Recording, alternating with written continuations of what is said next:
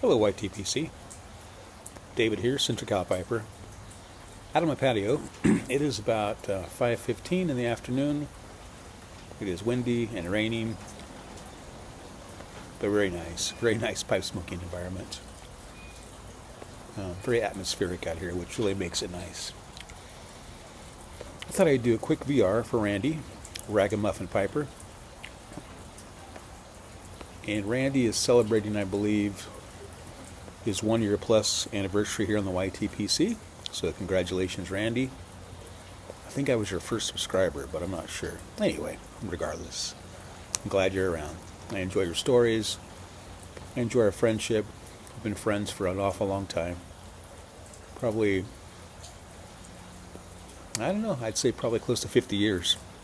We met at summer camp, church camp, and saw each other every year at church camp, and then we have district rallies, and we'd hang out with Randy, his brother. He was always helping his brother in the sound booth, from what I remember.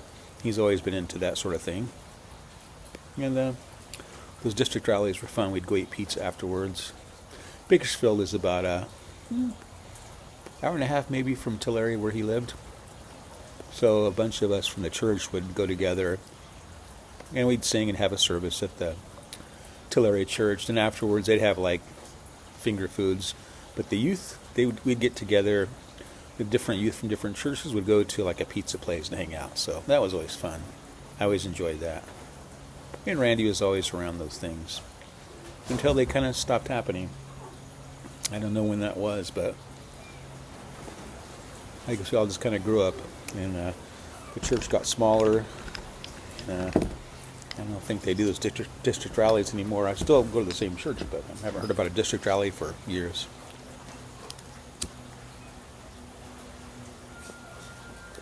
I have a little Rhodesian basket pipe here, and it's got some blend for Cary Grant in it.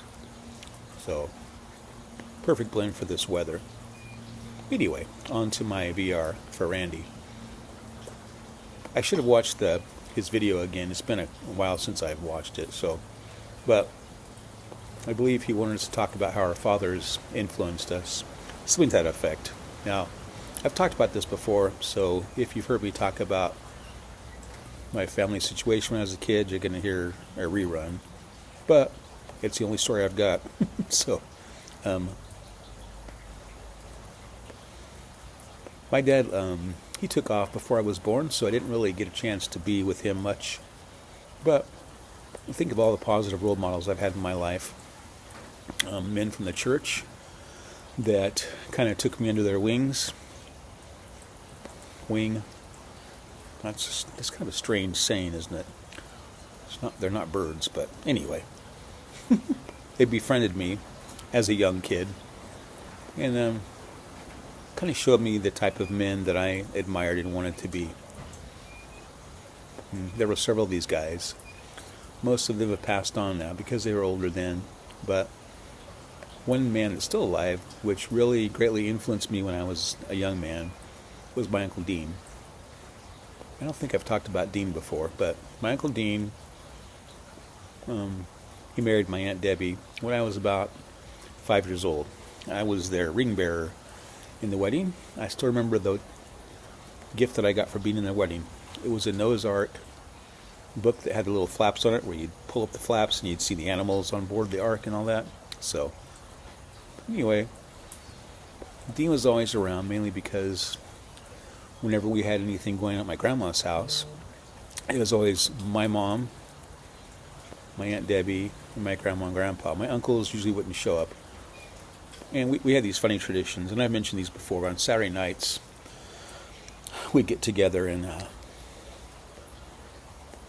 make popcorn and fudge. I know that's a strange combination, but the origins for that were, when my mom was a teenager, they used to go to the drive-in movies, and they'd take a big bag of popcorn that they'd, pop before they went to the movies, and they'd take candy with them, fudge, because they didn't have much money and they weren't going to buy candy bars at the concession stands. So that's how that started.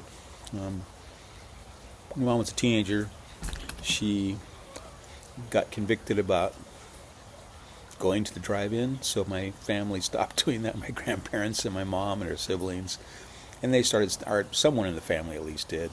Who knows? But we started staying home, watching movies, still making popcorn and fudge. So when I was a kid, we'd go there. Saturday nights meant Hee Haw, Lawrence Welk, and Mannix, in that order. There may have been something in between there, but those are shows that I remember. They were on every Saturday night. My grandpa loved Lawrence Welk and all the big band, old music. And I liked it too. He watched Hee Haw. My grandma used to get upset because the ladies on there had low-cut blouses.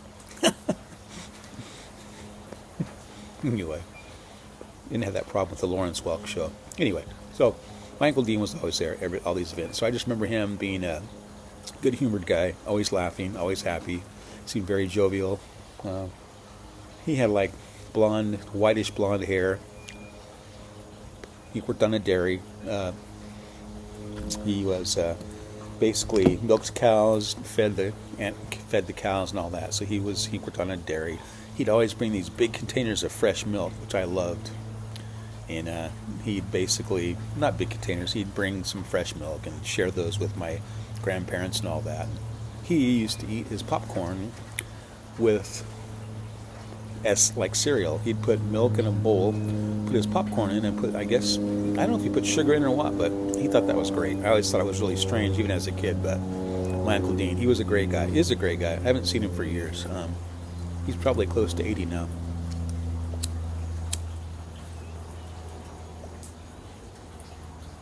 But he was always very supportive of me. He would talk to me, pay attention to me. And as a man, as a boy, that didn't happen very often. I had my grandpa around, but he was, I don't know, he was kind of grumpy. He liked to tell me stories. He also liked to lecture me a lot. I think he was giving me the lectures that he wished he'd given his own sons, or maybe he did, but he lectured me, on the importance of education and working, and which was good. But as a kid, when you're 8 years old, you see the benefit of all that. I guess he was starting me out early, but he was a good man. Just not, he was born in 1905, or 4, so he wasn't into the affection type thing or telling you were a good kid doing a good job, anything like that. So, but my Uncle Dean, on the other hand, did. So Uncle Dean, he was just a great guy, and he was around for pretty much my growing up years. Unfortunately, he and my Aunt Debbie got a divorce when I was in high school, and he kind of split. I saw him once more a couple years after that. I'd started playing the banjo, and he had taken up the banjo as a hobby and gotten some lessons and had a really nice banjo. So he took me down to a music store once and got me some picks because I didn't really know I hadn't gotten any lessons or anything. So he took me down, bought me some picks for my banjo, and just was an encouraging, supportive guy. And I still miss my Uncle Dean. I miss that relationship. But my Uncle Dean was kind of a stand-in father for me. And kind of wish I could still call him up and talk to him, but you don't want to bug people. I'm no longer his nephew, although he'll always be my Uncle Dean. But anyway, that's my story. And Randy, I really enjoyed your story about your dad. I love hearing those stories. I'm sure I've met your dad before. At camp or at church or something. But I really appreciate those stories. All right, guys, thanks for listening. I hope you all have a nice evening, and I'll talk to you all soon. Bye.